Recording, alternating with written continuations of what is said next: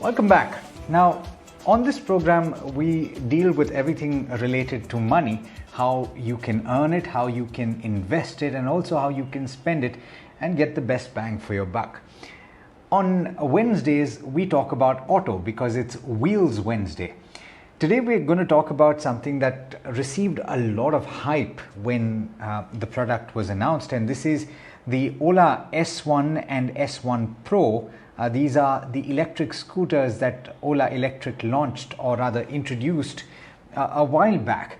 And I believe that it's gained a lot of traction on account of the fact that petrol prices have gone up the way they have.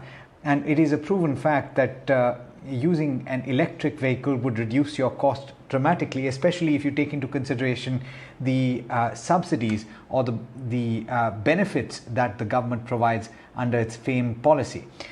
We're joined by Renuka Kirpalani, who is the executive editor of video content at Autocar India, and she's joining us all the way from Los Angeles, I believe. Thank you so much, Renuka, for joining in. Autocar has done a review of the Ola electric scooters.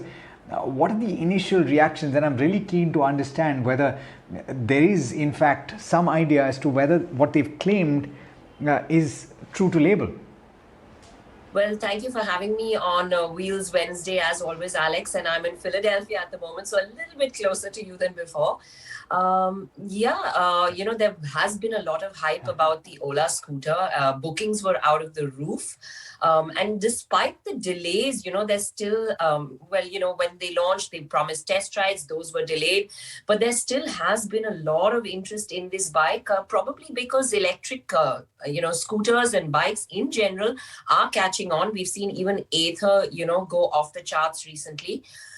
Initial reactions to the Ola scooter were that the bike is nice, it's very interesting, but Ola still have a ways to go in getting it road ready, because a lot of the test bikes did have issues, mostly software issues and thermal issues with probably the battery pack overheating, because a lot of the bikes kind of lost power for a while. Some even went off and came on after a bit. So there's still a ways to go, and recently we've heard that they've delayed the deliveries as well. So that's probably the issue. They're tweaking the final things. But, most reviewers feel that this will all be done by the time they have the bike ready to roll out. And when they do, it will be a very interesting product and well worth the money, because it is one of the most affordable ones around at that range and level and power that it's offering.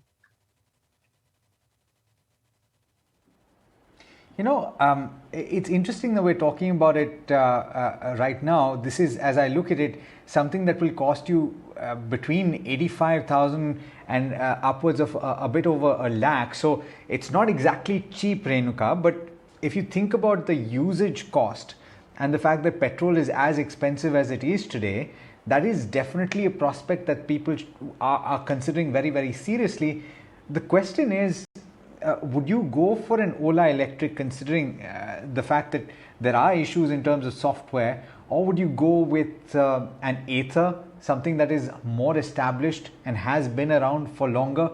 How do you understand which to go for? And I'm talking about people who are tuning in now trying to make a decision.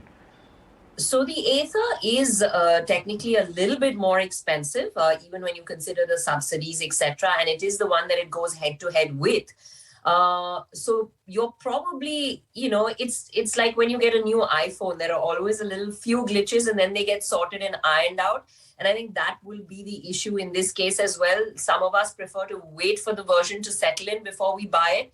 It's definitely worth a buy, but I would wait for it to settle in a little while.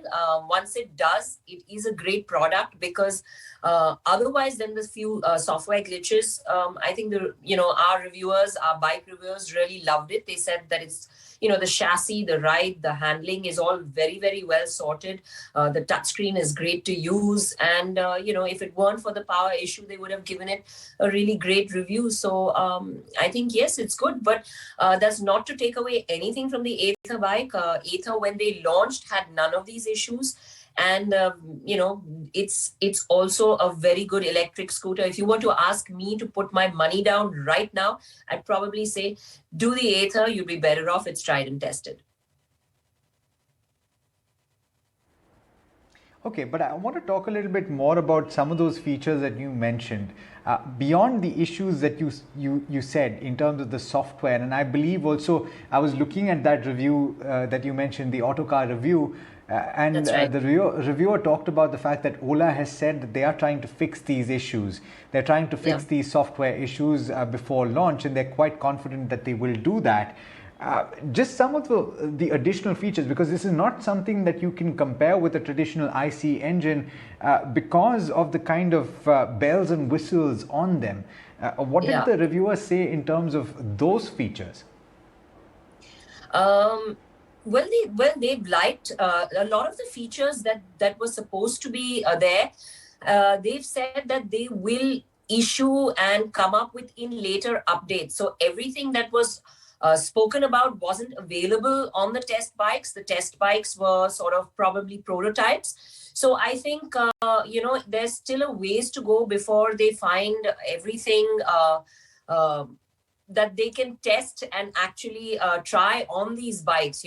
Certain of the things weren't even available on these. And Ola has said they will come at later dates as updates. So some of the things were interesting. There's no key to start off this bike. So basically it's via an app.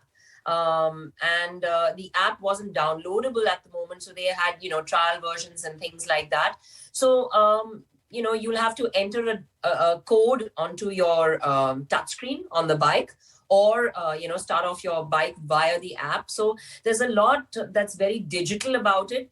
And I think it all has to be very, very sorted to go online, because, for example, if your battery is out, how do you access the touchscreen? Ola say that there will always be some reserve battery. So, these things are to be tested when we finally do a full ride of the bike. At the moment, it was very much a first look. So I would really reserve comment on how well these things work and how great they are till we finally test ride the bike in its full glory out on the road. Absolutely. In fact, one of the critical aspects, Renuka, of the electric scooter is the range in real world conditions. And what the Autocar reviewer indeed said was that they were riding in cool Bengaluru and the thermal issues caused the bike to shut off. Riding in peak summer in Mumbai. And by the way, it's been raining in Mumbai, I must tell you. Yes, I know. That you're missing December rains in Mumbai. Well, it's snowing, so I'm not missing having the rain. Said that, I well, lucky you, but I want to understand, because this space, Renuka, even before it's really seeing proven vehicles, is already seeing the kind of war of words between the traditional manufacturers of scooters and the newer guys who are looking to disrupt. From the perspective of the buyer, though, somebody venturing out right now to put their money down would be essentially walking into the unknown, right, to a certain extent. So would it make sense to say, wait for about a year and a half before you actually decide to go out there and pay that much money? Not really, Alex. As I said, Ather's been tried, tested, they've been around and they've been doing really well. So yes, if you want to put your money down on a tried and tested product, that would probably be the better way. But in saying that, I booked an Ola scooter. There's a lot of curiosity about this. And, I'm curious too. There's been a lot of hype around this bike. And I just hope that when they finally roll this bike out, despite all the delays they have, that they have solved these issues. Because at the end of the day, India is a country where word of mouth and the after sale experience is what matters most. And Ola is also going the very unconventional way with no showrooms, no real service centers. So that's another, issue to see how well they have it sorted out, because you order it online, it's going to be doorstep delivery. How are they going to get these bikes registered to your name? That's going to be a difficult one. Service, they say every time you have an issue, you'll have to call someone, they'll come to your doorstep and sort it out. So, when you have these niggling software issues, will someone land stand up every time your screen doesn't come on or your app doesn't connect or things like that. I mean, this is something to be seen. And I think, yes, I would wait a while to just see the first few bikes roll out, how well it does, and then, go for this, before you put your money on it. So the other thing that I wanted to speak about, and I know that I'm extending this beyond Ola, I think you yourself have a lot of experience with the four-wheelers and with the electric mobility moves there. You're also in the US, where I think you have access to a lot more tech. How quickly do you anticipate, as somebody that looks at this tech almost every day, how quickly do you anticipate that these OEMs here in India and people bringing products into India will change? Because I'm just trying to see how quickly the landscape will change. Do you anticipate that it'll change, in a matter of months, in a matter of 12 months or so? Or do you think it'll be a more gradual shift? It will in India, I think it will be a gradual shift. Infrastructure has a long way to go to catch up. I think. And, while Tata is doing a great job, and we've spoken about this before, Alex, of offering affordable EVs, there are only so many, right? I think there need to be a lot more of affordable EVs for it to really catch on big time. And if there were, I don't think that the consumer is not willing. I think it's just the fact that infrastructure has to catch up, fast enough for the consumer to really have full faith and confidence, because range anxiety is still very much an issue. As I've said before, if it's purely city use that you're considering an EV for, it's still a very, very practical option. Absolutely. Renuka, it's always a pleasure speaking with you, and I truly appreciate you taking the time, as early as it is out there in Philly, and as cold as it is. Hope you grab a lovely cup of coffee to keep you warm. Thanks so much once again for taking the time. Absolutely. Thanks for having me, Alex, as always. All right. Well, that was an interesting conversation. And I'm sure that we'll get more information on the Ola electric scooter as the reviews come in. They are being tested as we speak right now, and we'll also hear back from the company as to how they're working on those niggling issues that Renuka just pointed out. And that more or less wraps up the conversation that we had on Ola Electric. Now, we've got another